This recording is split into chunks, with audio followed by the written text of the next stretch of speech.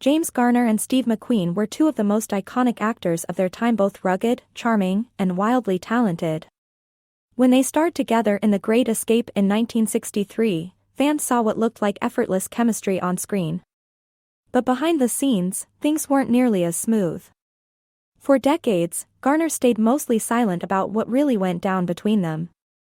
But later in life, he finally spoke candidly about his experience working with McQueen and what he really thought of the man. Garner revealed that McQueen was extremely competitive, to the point of being difficult to work with. While filming The Great Escape, McQueen was constantly trying to shift the spotlight toward himself. If someone else had a strong moment in a scene, McQueen would sometimes try to upstage them, either by adding flashy movements, pausing for effect, or using props to draw attention.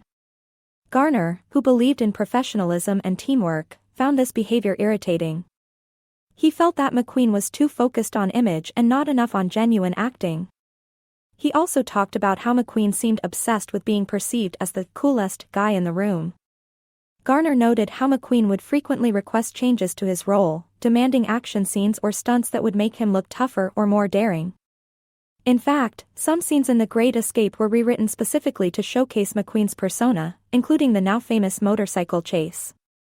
Garner didn't begrudge McQueen the spotlight, but he felt it came at the expense of others who were trying to simply do their jobs. Despite all that, Garner wasn't bitter. In fact, he later described McQueen as someone who was deeply insecure underneath the surface. He saw through the macho act and recognized that McQueen carried emotional scars from a rough childhood and a difficult upbringing. Garner likened him to a younger brother, restless, impulsive, but ultimately lost. He said McQueen's constant need to prove himself came from a place of pain and self-doubt. Outside of work, their relationship was complicated but not without warmth. They were neighbors in Hollywood for years and occasionally spent time together, though Garner admitted that McQueen's mood could change without warning. One day, he'd be friendly and talkative, the next, he'd be distant and withdrawn.